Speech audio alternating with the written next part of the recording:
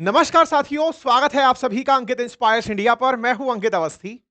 फिलहाल लेकर हाजिर हूं आपके सामने एक ऐसा विश्लेषण जिसे खबरों के साथ-साथ जानना बहुत जरूरी है। खबर सिर्फ इतनी है कि आज ट्रंप इजराइल में हैं। इजराइल से जब आप ये सेशन सुनकर के फिनिश होंगे तब तक वो इजिप्ट पहुंच चुके होंगे। होपफुली अगर आप ये कल तक सुन रहे होंगे तो वो वापस अमेरिका भी लौट गए होंगे। ट्रंप का लगभग 24 घंटे का एक कार्यक्रम जिसमें वो अमेरिका से निकलकर इजराइल आते हैं, इजरायली संसद को संबोधित करते हैं, फिर यहां से निकल करके इजिप्ट जाते हैं यानी मिस्र में जाते हैं, वहां दुनिया के लगभग 20 देशों के राष्ट्राध्यक्षों से मिलते हैं। अब वो वहां पर बातचीत कर रहे हैं, एक बढ़िया गाजा को लेकर प्लान की, और फाइनली वो वापस लौट जाएंगे।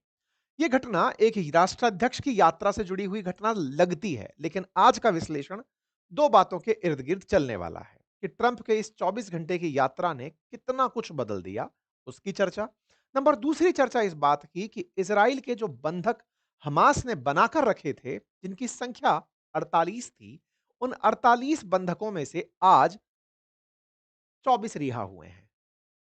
इतना प्रयास और उसके बावजूद आधे ही रिहा, ये अपने आप में फिर एक सवाल खड़ा करता है कि ये जो इतना बड़ा डेकोरम सजाया गया था ट्रंप के लिए, क्या वो वाकई में कारगर सिद्ध हुआ या फिर हमास कामयाब हो गया? आज के सेशन में हम इन सारी खबरों का विश्लेषण करने जा रहे हैं, जिसमें क्या वाकई में ट्रंप के लिए जो इजराइल की संसद जिसे नेसेट कहते हैं, वहां पर उठी मांग कि ट्रंप को मिलना चाहिए नोबेल पुरस्कार, क्या वो वाकई में पूरी हो सकती है? ऐसे समय पर जब दिखावा ज्यादा और सच्चाई कम हो, ऐसे समय पर जब हमास ने फिर से एक बार इजराइल को और अमेरिकी प्रयासों को बौना दिखा दिया हो, एक ऐसे समय पर जब हमास के ऊपर दुनिया के सभी देशों का प्रेशर हो, उसके बावजूद भी 48 बोल करके 24 बंधकों को रिहा करके क्या दिखाना चाहता है हमास? क्या हमास जीत गया है इस पूरी कहानी को? सारी बातें आज के विश्लेषण में, क्योंकि अल्टीमेटली ये जंग रुकवाने का जो दिमाग में सुरूर लेकर दौड़ रहे ट्रंप हैं, हालांकि इस बार वो नोबेल पीस पुरस्कार नहीं पाए, लेकिन क्या वाकई में वो नोबेल पीस के हकदार हैं? मैं इस बात को इसलिए बोल रहा हूं क्योंकि अल्टीमेटली जिस काम को वो करवाने में फिलहाल कामयाब हुए, जिसके लिए इजराइल में मांग उठी कि दुनिया को बहुत सारे ट्रंप चाहिए, इजराइल में आप पहुंचते हैं और इजराइल के राष्ट्रपति और प्रधानमंत्री आपका वेलकम करने पहुंचते हैं। इजराइल के अंदर बात उठती है कि ट्रंप जैसा कोई नहीं। इस बारे में मैंने आपको हमारे एक अन्य और प्लेटफॉर्म अपनी पाठशाला पर कल ही बता दिया था कि ट्रंप मिडिल ईस्ट की यात्रा पर आ रहे हैं और प्रधानमंत्री मोदी को में इजिप्ट बुलाया गया है कि आप आइए, हम एक बहुत बड़ा ऐतिहासिक काम करने जा रहे हैं। हालांकि भारत की तरफ से भारत ने अपने विदेश राज्य मंत्री को वहां पर भेज दिया है, वो बात अलग है, लेकिन फिर भी ट्रंप का इजराइल दौरा अपने आप में एक बड़ी बात। हमास द्वारा बंधकों को रिहा करना एक और बड़ी बात। हमास जिन बंधकों को लेकर बैठा था, इजराइल में जिन बंधकों की रिहाई के लिए आए दिन प्रोटेस्ट हो रहे थे, क्या वो प्रोटेस्ट आज केवल एक इवेंट की बलि चढ़ गए? मैं ऐसा इसलिए बोल रहा हूं क्योंकि सारे अभी भी रिहा नहीं हुए। ऐसे में क्या गाजा के अंदर वाकई में शांति आ जाएगी? क्या ट्रंप के द्वारा किया गया ये पंप एंड शो किसी काम आएगा? या ट्रंप के सम्मान में लिखा गया थैंक यू ट्रंप का कोई वैल्यू रह जाएगा? बहुत सारी बातें हैं साथियों। आज की हेडलाइंस भले ही कितनी हो कि इजराइल का हॉस्टेज रिलीज हो चुका है, ऑल लिविंग कैप्टिव्स जितने भी जिंदा बंधक थे वो रिहा हो चुके हैं, लेकिन सभी बंधक रिहा नहीं हुए हैं। मैं फिर से याद दिला दूं, 48 बंधक थे, 48 में से 20 जिंदा थे। वो आज वापस आ गए और चार मृतकों के शव लौटा दिए। बाकी जो बचे हुए 24 के शव हैं, उनके बारे में कुछ नहीं जानकारी दी गई। ये वही हमास है जिसने इतने लंबे समय से सारे बात सबको रिहा करने की बात कही थी, लास्ट मोमेंट पर उन परिजनों को धता बता दिया जो अपने मृतकों के शवों को ले जाकर अपनी अंतिम याद के रूप में अपने ही कब्र में दफनाना चाहते थे। साथियों, ये सारी बातें आज के सेशन में जिक्र के अंदर होंगी। तस्वीरें बताती हैं कि फिलहाल इजराइल में जश्न का माहौल है उन लोगों के घरों में जिनके यहां जीवित लोग जो बंधक थे हमास के पास, वो लौटकर वापस आए हैं। तस्वीरें अपने आप में काफ़ी सारी हैं, बहुत सारी तस्वीरों का आज विश्लेषण भी होगा, सारे घटनाक्रम का विश्लेषण होगा और इसी पर आपको सही मायने में समझ में आएगा कि ये कहीं छलावा तो नहीं हो गया है। क्या ये इज़राइल के साथ या ट्रंप ने दुनिया के साथ, मतलब कौन क्या पार्टी है, सबका एंगल थोड़ा-थोड़ा सा तलाशने का प्रयास करेंगे। जल्दी से आगे बढ़ते हुए, दिवाली का स्पेशल ऑफर चालू हो चुका है अपनी पाठशाला और बातें बाजार की एप्लीकेशन पर। अपनी पाठशाला में फिलहाल कोर्सेज़ के साथ हमारी बुक्स वापस से फ्री कर दी गई हैं, जिन्हें एक्सेस करना है कर लीजिएगा। साथ ही साथ में बातें बाजार की एप्लीकेशन पर स्टॉक मार्केट और म्यूचुअल फंड के जो कोर्सेज हैं, उनके प्राइसेस को स्लैश कर दिया गया है, कम कर दिया गया है, आप उन्हें एक्सेस कर सकते हैं। आइए साथियों बढ़ते हैं। खबर किर्फ सिर्फ इतनी कि 20 इजरायली बंधकों को आज रिहा कर दिया गया। इस खबर की बड़े होने की बात को इस तरह से समझने का प्रयास कीजिएगा कि इजराइल ने इन बंधकों को छुड़ाने के लिए खूब गोले गाजा पट्टी पर गिराए थे, लेकिन वो छुड़ा नहीं पाया। तो फिर कैसा हुआ? ट्रंप ने इंटरफेयर किया। ट्रंप ने इंटरफियर कैसे किया, इसकी अपनी एक कहानी है, वो मैं आपको थोड़ा-सा आगे चल के फिर से याद दिलाऊँगा, लेकिन फिलहाल के लिए खबर पर बने रहते हैं। 20 इजरायली बंधक रिहा हुए, पहले 7 को रिहा किया गया, फिर 13 को रिहा किया गया, कुल 20 का बैच था और 4 इजरायली शवों को दिया गया। और ये 4 इजरायली शव सौंप करके बदले में इन्होंने उधर से 250 फिलिस्तीनियों को, कैदियों को वहां से वापस मंगा लिया। यानी इजराइल ने 250 को छोड़ा, तो इधर से 24 छोड़े गए, इस प्रकार से हुआ। 4 ही शव लौटे, बाकी 24 के शव नहीं लौटे। ये सारी बातें तब हो रही थी, जब प्रेसिडेंट ट्रंप अमेरिका से रवाना हो रहे थे। मतलब ये पूरी कहानी जो रची गई थी, इसके पीछे को मैं हल्के से ब्रीफ कर देता हूं ताकि आप रिलेट कर पाएंगे सारी चीजों को। याद करिए उस दिन को, जिस कहानी को मैं अक्सर ये कहता हूं कि ये ट्रंप के द्वारा रचित कहानी थी, मिलकर के नेतन्याहू के द्वारा, कि कैसे रिहा किया कराया जाए अपने बंधकों को। तो कहानी कुछ इस तरह से थी कि नेतन्याहू के ट्रंप के कहने पर नेतन्याहू ने कतर में हमास के ठिकाने पर हमला किया, या कहिए तो हमास के लीडरों को निशाना बनाया।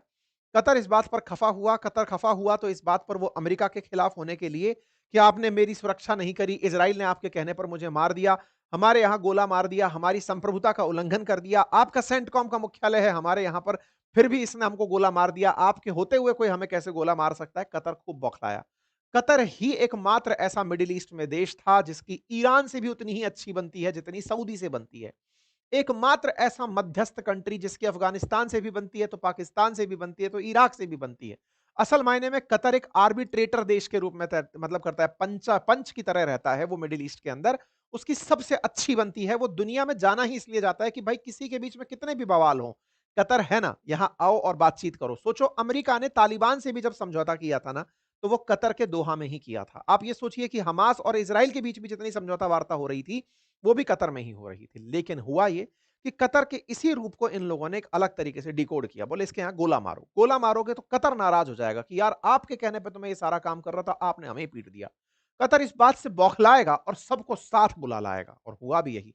कतर ने मुस्लिमों में बटे हुए दो धड़े, शिया और सुन्नी, सबको एक साथ टेबल पर बुला लिया। ईरान को बुला लिया, इधर की तरफ से सऊदी को बुला लिया। ये दो ही लीडर्स हैं शिया और सुन्नियों के।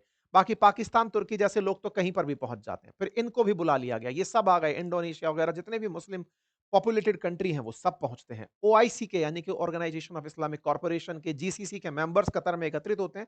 रातों रात कतर इनको बुलाता है, एकत्रित करता है और कहता है कि इसका तो पुरजोर विरोध करना चाहिए। सब लोग मिलकर कहते हैं कि हम नाटो जैसी सेना बना लेते हैं, इजराइल को हम मार देंगे, हम ये कर देंगे। सब कुछ वैसे ही हो रहा था जैसा ट्रंप और नेतन्याहू ने चाहा था।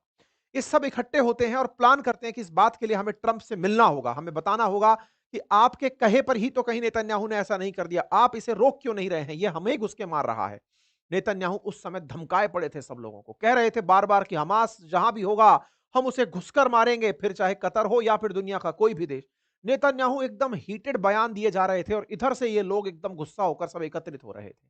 यानी कि ये पूरी तरह से वैसे ही चल रहा था जिस तरह से पटकथा ट्रंप और नेतन्याहू ने सोची थी कि तुम पीटोगे और ये रोते हुए मेरे पास आएंगे। ये सब लोग इकट्ठे होते हैं, पहुंचते हैं अमेरिका। यूएनजीए की बैठक के बहाने ये सब लोग ट्रंप से मिलने पहुंचते हैं और पहुंच करके उनसे कहते हैं कि साहब इजराइल को रोको, वो हमारे देशों के अंदर हमले कर रहा है, हमारे पास न्यूक्लियर बॉम्ब नहीं है तो क्या हुआ, आप तो हो हमारे पास, हमें आप तो बचाओ। ट्रंप ने कहा मैं देखो केवल तभी बचा सकता हूं क्योंकि नेतन्याहू इस समय फ्रस्ट्रेटेड हैं अपने बंधकों को लेकर के, जो कि इस समय हमास के पास गाजा में है। अगर आप लोग उनकी रिहाई को लेकर कुछ कर सकते हो तो मैं फिर नेतन्याहू को रोक सकता हूं। ये तो बिल्कुल वैसे ही बात हो गई जो नेतन्याहू चाहते थे। एक बम ने इन सबको एकत्रित किया, दोनों धड़े जो विपक्षी धड़े थे वो एक साथ मिले, कटर के साथ आए और पहुंचते अमेरिका के पास जाकर कहते हैं कि हम सब चाहते हैं कि आप इजराइल को रोको। बोले इजराइल को मैं तभी रोक सकता हूं जब तुम हमास पर प्रेशर डालो कि वो उसके बंधकों को छोड़े, क्योंकि नेतन्याहू पर उसके देश में प्रेशर बन रहा है कि वो अपने बंधकों को अभी तक क्यों नहीं छुड़वा पाया, इतना पैसा खर्च कर दिया। बोले ठीक है साहब, हम प्रेशर बनाएंगे लेकिन आप कुछ करिए। ट्रंप ने एक 20 सूत्रीय मांग निकालकर दे दी। उसमें विटकॉफ को हेड बनाया गया और इवांका ट्रंप के पति को सहयोगी बनाया गया। ये दोनों, मैं बार-बार इवांका ट्रंप बोलूंगा, उसके पति का नाम जेरेड का नाम नहीं लूंगा, केवल इवांका ट्रंप याद रखिएगा, क्योंकि अपनी बेटी का करियर चमकाने के लिए ट्रंप ये सारी मेहनत कर रहे हैं। अब इधर इवांका ट्रंप के पति जो हैं जेरेड, वो इसके साथ मिलकर के, विटकॉफ के साथ मिलकर के इन देशों के साथ बातचीत करते हैं और कहते हैं देखो तुम लोगों को बीच बचाव में जो भी चाहिए बता दो फटाफट, ये सारी बातें तुरंत होनी चाहिए और तुरंत काम होता है। 20 सूत्रीय मांग लिखी जाती है और कहा जाता है कि गाजा को पीस प्लान दिया जाएगा और गाजा को इन्हीं मुस्लिम देशों से ले लिया जाता है। असल मायने में ये सारे देश एक तरीके से ट्रंप के सामने गाजा को परोस के चले आते हैं। कहते हैं कि सर ये लीजिए गाजा, यहां पर आप डेवलपमेंट कराइए, हम सब मिलकर के आपकी मदद करेंगे। फिलहाल के लिए हम आपके हॉस्टेज छुड़वा देते हैं। आप गाजा में ह्यूमैनिटेरियन एड भिजवा दीजिए और हमास की जो मांगे हैं उन्हें पूरी कर लीजिए। ये बात होती है तुरंत तैयार और इस बात के तैयार होते ही ट्रंप का पहला दांव कारगर हो जाता है हॉस्टेज छुड़वाने का। और ये पूरा प्लान नेतन्याहू ने ट्रंप को कान में फुसियाया था कि सर अब ये तरीका करना पड़ेगा, ये दोनों लोग मिलकर के ये काम करते हैं। लेकिन जैसे ही ये बात होती है तो खुशी इस बात पर इजराइल में मनती है कि 48 की 48 बंधक छूट जाएंगे। 48 बंधक ही इस समय पर थे। लगभग 251 के आसपास लोग जो हैं वो इजराइल से गाजा ले जाए गए थे हमास के द्वारा। उनमें से 48 अभी भी थे। कई सारे और शांति प्रयासों में वो सब निकल कर आए थे। वो शांति प्रयास भी कतर जैसे देश, इजिप्ट जैसे देशों की वजह से हुए थे। लेकिन ट्रंप इस पूरे क्रेडिट को इस तरह खाना चाहते थे कि देखो मैंने आखिरी 48 छुड़वा करके ये सारी बात कर दी। इस पूरी कहानी में हमास फिर एक चाल चल गया। चाल आज के दिन चली। 48 बंधकों की रिहाई का पूरी दुनिया में माहौल था, लेकिन छोड़े उसने केवल 24। बाकी मृतकों के शव पर चुप्पी काट गया, कुछ भी नहीं बोला।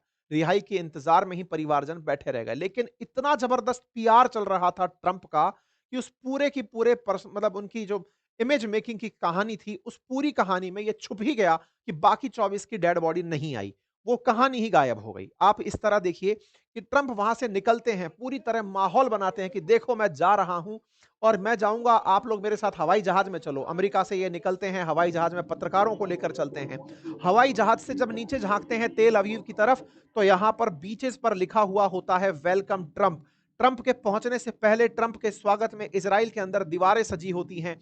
यहां पर ट्रंप का स्वागत थैंक यू ट्रंप बोल करके लिखा हुआ होता है। दीवारों पर लिखा होता है कि आप ही हमारे विनर विनर हैं, आप ही ने ट्रंप हमारे लिए सब कुछ किया है। यरूशलेम पोस्ट की मेन लाइन पर लिखा होता है God bless the peace maker. ये पूरा खेला असल मायने में इजराइल ने ट्रंप के सम्मान में खेल करके ये पूरी साठगांठ जो थी इन दोनों ने निभाई कि हां हम इस पूरी कहानी का श्रेय ट्रंप को दे देंगे। ट्रंप को जब बड़ा बनाएंगे तो बाकी लोग उनकी छत्र छाया में स्वतः ही चले आएंगे। अगर इजराइल अकेले ये कर रहा होता तो संभव नहीं होता।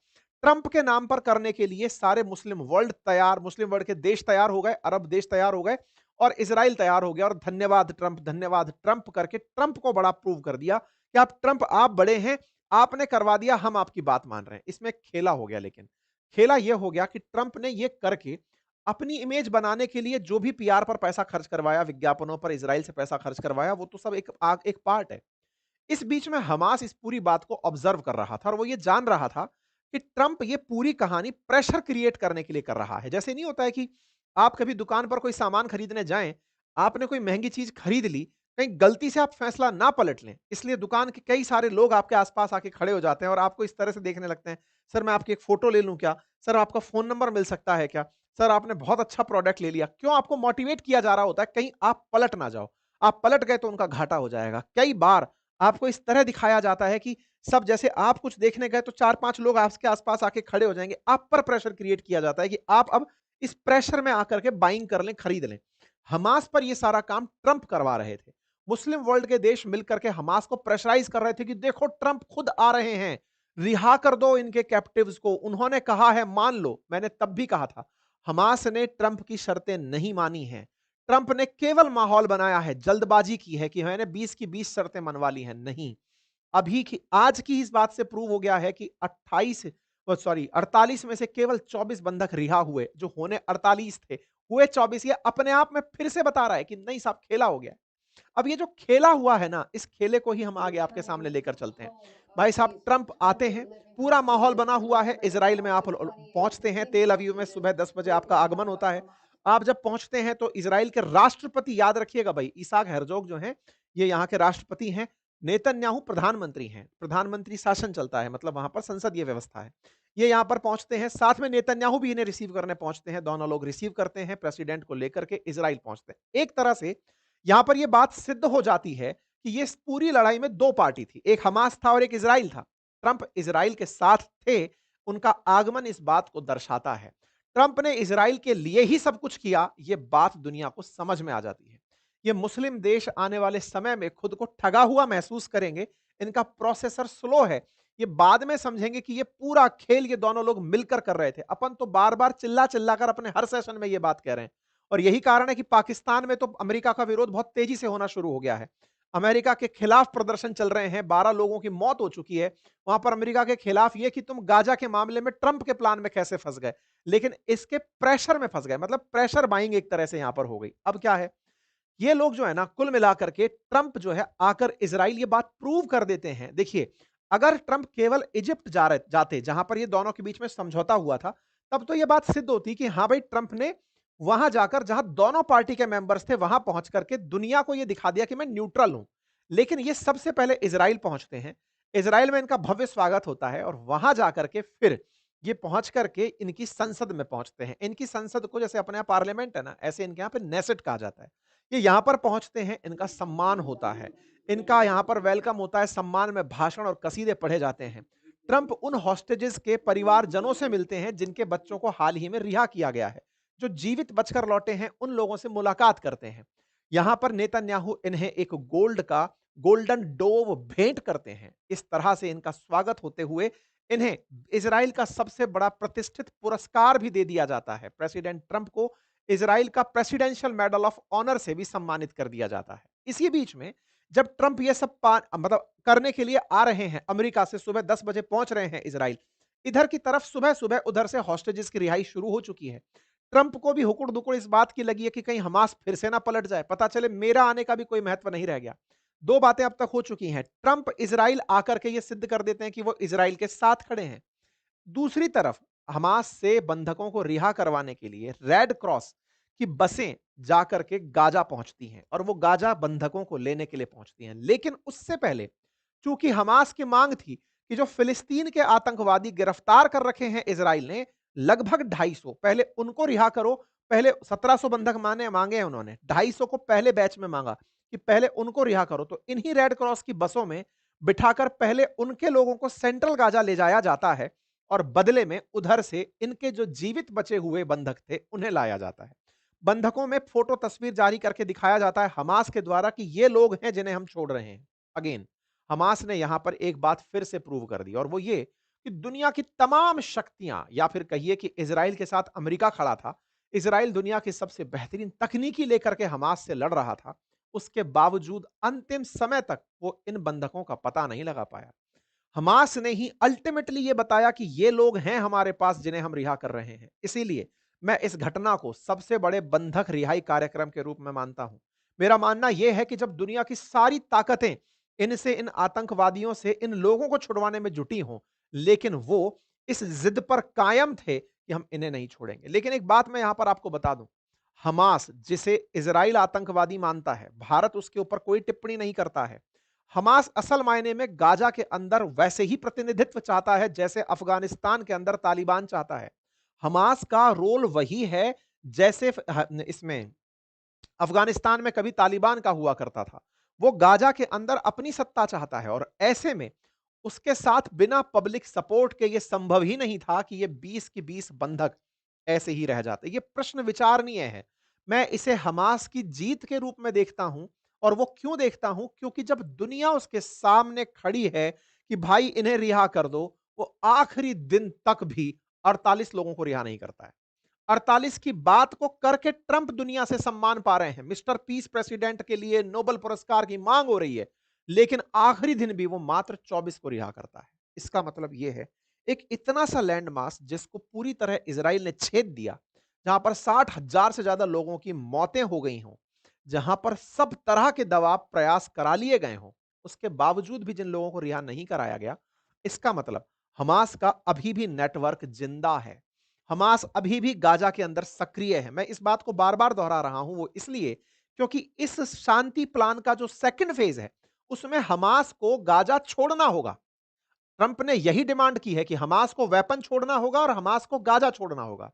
क्या आपको इस बात से इतनी भी अनुभूति हो रही है कि वो हमास, जिसने आखिरी समय तक भी इस डील की शर्तों को नहीं माना, जो आखिरी समय तक भी बंधकों को लिए रहा और इजराइल की फोर्सेस बाल तक पता नहीं लगा पाई, इसका मतलब हमास सरेंडर करने वाला नहीं है।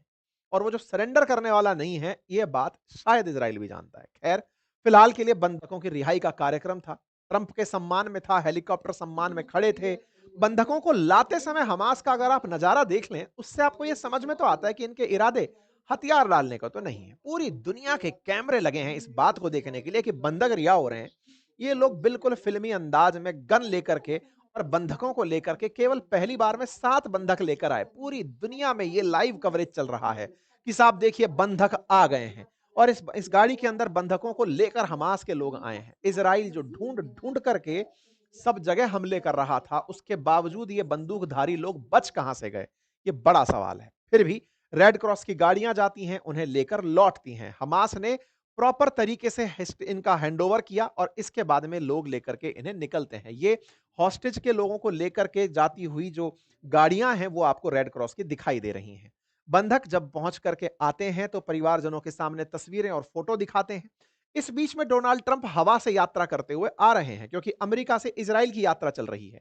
रास्ते में वो हवाई जहाज में ही एयरफोर्स वन में सारी सुविधाएं हैं। एयरफोर्स वन के माध्यम से पूरा इंटरनेट पूरे टाइम कनेक्ट रहता है, हॉटलाइन कनेक्ट रहती है। ट्रंप पूरे टाइम काम करते हुए आते हैं। ऐसे में वो हवाई जहाज के अंदर ही हॉस्टेज रिलीज की खबर देख लेते हैं कि चलो मेरे पहुंचने से पहले ये सब हो गया है, हिस्ट्री बन गई है। इवांका ट्रंप ये कैरोलिना लेविट जो इनकी वो प्रवक्ता हैं, वो इस बात को शेयर करती हैं कि ट्रंप हॉस्टेज सेरेमनी को देख रहे हैं। पूरी तरह से ऑब्जर्वेशन होता है। पहले 7 इजरायली बंधक रिहा होते हैं और बंधकों की रिहाई पर इस तरह से आप देख सकते हैं रेड क्रॉस की गाड़ियां उन्हें लेकर के निकल रही हैं। अगली बार में 13 और बंधक सेम टाइम पर ही रिहा किए जाते हैं सेकंड बैच के अंदर और फिर इजरायली डिफेंस फोर्सेस इस बात को खुद से कहती हैं कि सब की सब जो थे बंधक जीवित उनको एयरलिफ्ट करा करके हॉस्पिटल ले जाया गया है। इजराइल में जब ये गाड़ियां पहुंचती हैं, इसके बाद हो रहा इनका स्वागत आप देख सकते हैं। अब एक फिर से बड़ा प्रश्न, हमास के अंदर इतनी हिम्मत कहां से पैदा हुई कि वो इतने सारे लोगों को बंधक बनाकर रखे? क्योंकि हमास ये जानता था कि पूरा इजराइल इन 20 लोगों को भी छुड़ाने के लिए जुट जाएगा। इवन 48 लोगों को छुड़ाने के लिए इजराइल पूरी दुनिया एक कर सकता है। जिस ट्रंप को उन्होंने अपने यहां बुलवा लिया, इतूसा देश जिसकी 1 करोड़ आबादी नहीं है, उस देश ने ट्रंप को अपने यहां इनवाइट कर लिया। इसका मतलब उसके पैसे में और उसकी ताकत में बहुत ताकत है भाई। इस तरह से जो लोग इसका स्वागत कर रहे हैं, ये बंधकों का स्वागत हो रहा है। आप सोचिए कि उधर से हमास इन्हें पकड़कर बैठा था तो वो ये जानता था कि इनको पकड़ने में ही उसकी बचाव है, इनको पकड़ के रखने में ही, क्योंकि ये जो दृश्य थे वो हमास के आतंकी जानते थे कि इनको पकड़ के रखने में ही उसकी विन है। अगर बंधक कभी उसने छोड़ दिए तो ट्रंप कभी मनाने नहीं आते। अगर वो बिना प्रेशर के इस काम को करता तो कभी ये ग्लोबल स्टेज पर बात निकल कर ही नहीं आती। हमास ने ये जानबूझकर इस माहौल को इतना टाइट रखा। हम और आप कई बार चर्चा में इस बात को लेकर रहे कि हमास ने बंधक क्यों नहीं छोड़े, लेकिन साहब जवाब आज मिलता है कि जब ट्रंप खुद छुड़वाने आ रहे हो।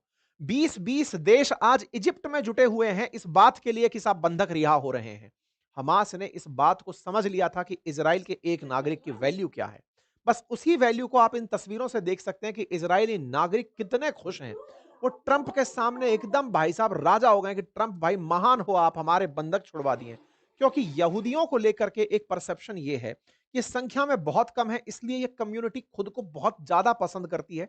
इनके ऊपर कोई भी आई हुई आंच को लेकर ये पूरी दुनिया में कोहराम मचा सकते हैं। मोस्ट पावरफुल और richest people country world wide ये जाने जाते हैं। ऐसे में ये अमेरिका की इकोनॉमी को भी कंट्रोल करते हैं।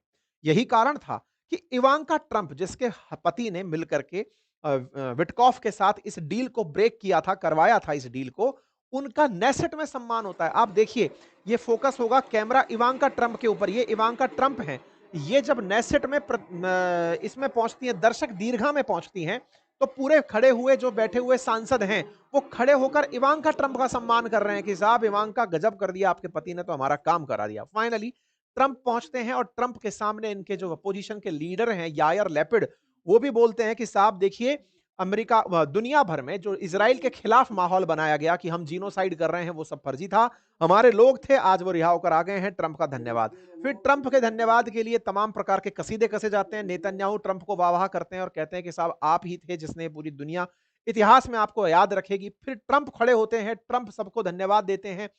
लेकिन नेतन्याहू के प्रति अपने प्यार का इजहार करते हुए यहां के राष्ट्रपति से मांग कर देते हैं कि राष्ट्रपति, नेतन्याहू पर लगे हुए जो भ्रष्टाचार के आरोप हैं उन्हें क्षमा कर दीजिए ना। इससे एक बात और पता चलती है कि ट्रंप और नेतन्याहू के बीच कुछ तो है। कुछ तो है का मतलब ये दोनों उद्योगपति पैसे से कुछ तो सेटिंग पहले से किए हुए हैं। आप सोचिए, एक राष्ट्रपति इजराइल आता, अमेरिकी राष्ट्रपति इजराइल आते हैं और वो इजराइल के राष्ट्रपति से कहते हैं कि नेतन्याहू को माफ कर दीजिए ना, इन पर जो भ्रष्टाचार के चार्ज लगे हैं उन्हें क्षमा कर दीजिए। ये बात जब वो बोलते हैं तो नेतन्याहू खड़े होकर के उनको धन्यवाद अर्पित करते हैं। इस बीच में हालांकि ट्रंप के भाषण के दौरान 2 सांसद वो भी खड़े होते हैं जो फिलिस्तीन की मांग को लेकर के प्रदर्शन कर रहे होते हैं, उन्हें बाहर निकाल दिया जाता है। ऐसे में ट्रंप बोलते हैं कि अब तो मैंने 8 युद्ध खत्म करा दिए हैं। ट्रंप का गणित बहुत तेज चल रही है भाई साहब। हवाई जहाज में 7 तक थे, 8वां इन्होंने बोल दिया कि मैंने ये जो अभी लोग रिहा करवाए हैं ना, ये 8वां युद्ध रुकवाने जैसा है। तो इन्होंने 8 युद्ध रुकवाने की बात कह दी। इसके बाद में फिर बात आती है कि ये युद्ध की समाप्ति नहीं, कुछ नए सवेरे का आगाज है, गाजा में नया दिन निकलेगा। और इसके साथ-साथ ये बोलते हैं कि I will meet the most powerful richest nation in the world. ये इज़राइल के लिए इनके बयान थे। अपने द्वारा बयानों में ये पूरी तरह से ट्रंप मतलब बातों को करना शुरू करते हैं, ये पूरी बातें निकल करके आती हैं और ऐसे में वो कहते हैं नेतन्याहू के लिए कि भाई इन्हें मतलब माफ कर दीजिए, इनके राष्ट्रपति से ये बात बोलते हैं। कुल मिलाकर के एक बड़ी बॉन्डिंग यहां पर देखने को मिलती है। खैर, ये सारी चीजें ट्रंप के समर्थन में हो रही होती हैं, ट्रंप के सम्मान में हो रही होती हैं, नेतन्याहू के सम्मान में हो रही होती हैं। ट्रंप पूरी तरह से यहां पर लोगों को बढ़िया से मैसेज दे करके कि इजराइल वाले लोग खुश हो गए कि हाँ, हमने बहुत बड़ा काम कर लिया। इसके बाद में अब सूचना अधूरी रह गई और वो ये कि साहब बाकी बचे हुए 24 के बारे में क्या? कोई अपडेट नहीं, कोई बात नहीं। इधर फिलिस्तीन के लोग जो गिरफ्तार कर रखे थे इजरायली जेलों में, वो वापस लौटना शुरू होते हैं। गाजा में उन्हें ले जाया जाता है तो उनको रिसीव करने के लिए लोग आते हैं। यूएन निकल कर आता है, वो कहता है कि आगे हम गाजा के अंदर शांति का प्रयास करेंगे। प्रधानमंत्री मोदी बधाई देते हुए दिखाई देते हैं और इसी बीच में ट्रंप जो हैं वो उड़ करके यहां से निकल लेते हैं इजिप्ट के लिए। क्योंकि इजिप्ट में 20 देश इकट्ठे हो रहे हैं इस प्लान पर हस्ताक्षर करने के लिए, इस बात का गवाह बनने के लिए। आप तस्वीरें देख सकते हैं जिस प्रकार से प्रेसिडेंट ट्रंप इजिप्ट के लिए रवाना होते हैं। ये 20 लोग हैं जो यहां पर मिलेंगे, इसमें सारे के सारे राष्ट्राध्यक्ष हैं। इसके अंदर इजिप्ट के प्रेसिडेंट भी शामिल हैं, तो इसके अंदर तमाम वो लीडर शामिल हैं। यूएस प्रेसिडेंट हैं, जॉर्डन के हैं, कतर के हैं, कुवैत के हैं, बहरीन है, यहां पर फिलिस्तीन है, तुर्की है, इंडोनेशिया, अजरबैजान, पाकिस्तान, इटली, सब यहां पर पहुंच रहे हैं और भारत की तरफ से मिनिस्टर ऑफ स्टेट जो है वो minister of state external affair और एक्सटर्नल अफेयर्स जो है वो यहां पर पहुंचते हैं। ये तमाम लीडर्स ऑलरेडी पहुंच चुके हैं इजिप्ट के अंदर और इजिप्ट के अंदर आप यहां पर मैक्रोन को देख सकते हैं, यहां पर इंडोनेशिया की तरफ से ये तमाम वो लीडर्स हैं जो फिलहाल इजिप्ट में हैं और आप और जब ये हम सेशन सुन रहे हैं उस समय पर ट्रंप की प्रेजेंस में ये सब लोग बैठ करके बातचीत कर रहे हैं। गाजा के पुनर्निर्माण को लेकर के ये कुछ ना कुछ शर्तों पर चर्चा करेंगे। भारत की तरफ से भारत के प्रतिनिधित्व करने के लिए यहां पर पहुंच चुके हैं और इजिप्ट में कॉलर ऑफ नाइल के नाम से इजिप्ट के प्रेसिडेंट द्वारा ट्रंप का सम्मान किया जाएगा, जो मोदी जी को ऑलरेडी मिल चुका है। लेकिन इसी बीच में ट्रंप का यहां पहुंचना कई बार चिंता का विषय भी बन रहा है। लोगों को डर है कि कहीं ऐसा ना हो कि ट्रंप के साथ कोई आतंकी हमला यहां पर हो जाए। खैर, इन तमाम कयासों के बीच में ये इजराइल के द्वारा जो आखिरी संदेश दिया जाता है वो ये कि हम भूले नहीं हैं, the evil is still here. इसका मतलब यह है कि इस पूरे पंप एंड शो में इजरायली भी इस बात को जानते हैं कि हमास खत्म नहीं हुआ है, अभी एविल वहीं है और 7 अक्टूबर उन्हें याद है। ये लेटेस्ट अपडेट इजराइल की तरफ से है। मतलब ये कि ट्रंप आए, ट्रंप चले गए, कोई बात नहीं, हमास है, ये हमें पता है। इसका मतलब हमास ने भी कहीं 24 लोगों को ना छोड़कर ये खेल तो नहीं खेल दिया कि मुझे पता है कि अगर मैंने सारे लोग रिहा कर दिए तो ये अगले ही दिन बुलडोजर लेकर पूरा गाजा साफ कर देंगे। कहीं वो सिक्योरिटी और इंश्योरेंस में तो लोगों को नहीं रखकर बैठ गए, ये सोचने का विषय है। बाकी आप लोग इस विषय पर क्या सोचते हैं? क्या ट्रंप कामयाब हुए? नंबर 1। नंबर 2, क्या हमास जीत गया? या फिर नंबर 3, ट्रंप ने और नेतन्याहू ने मिलकर के ये सारा खेला रचा कि हम अपने जीवित बंधकों को छुड़ा लें, बाकी फिर देखा जाएगा। बाकी आप जो इस विषय पर सोचते हैं अपनी राय कमेंट बॉक्स में जरूर बताएं। चैनल पर नए हैं तो सब्सक्राइब कर लें। बाकी दिवाली ऑफर ऑन है। अपनी पाठशाला और बातें बाजार के एप्लीकेशन पर हमारे कोर्सेज एक्सेस करिए, चेक करिए, पूरी 1 साल की वैधता के साथ उनका भरपूर आनंद लीजिए। धन्यवाद।